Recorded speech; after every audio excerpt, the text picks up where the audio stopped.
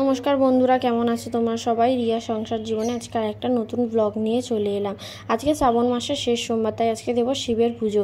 সকাল সকাল উঠে বাড়ির সমস্ত কাজকর্ম সেরে আমি এখানে চলে এসেছি রেডি হয়ে নিচে গিয়ে আমি এখানে পুজোর কাজ সারতে বসে গেছি।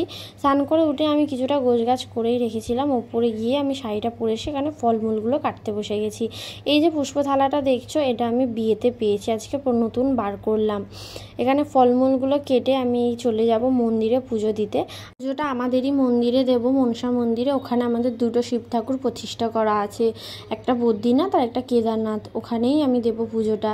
এখানে আমি 5 রকমের ফল দিয়েছি। শিব ঠাকুরের গোটা ফল দিতে হয়, কিন্তু আমি সমস্ত ফল 5 রকমের ফল আমি কেটেই দিচ্ছি, কারণ পুজো শেষে আমাদের এখানে অনেক বাচ্চারা আসে আশেপাশে, তাদেরকে যাতে প্রসাদগুলো ভাগ করে দিতে পারি, ওই জন্য আমি সমস্ত ফলগুলো আমি কেটেই রেখেছি। এখানে আমার বর ঠিক মনে করে মনসা মায়ের জন্য বড় জবার মালা নিয়ে এসছে। এই মনসা মন্দিরে প্রত্যেক দোল পূর্ণিমায় খুব বড় করে পুজো হয়।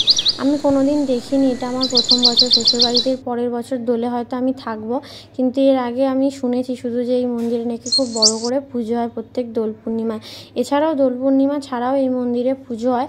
আর এই মন্দিরের ঠাকুরমশাই আমার নিজের শ্বশুরমশাই, উনি নিজেই এই মন্দিরের পুজো করে। আমাদের বাড়ির সামনে বড় শিব মন্দির আছে, যেহেতু আমাদের নিজেদের মন্দিরেই দুটো শিব প্রতিষ্ঠা করা আছে, সেহেতু আমি আর বাইরে যাইনি, নিজেদের মন্দিরেই পুজো দিলাম।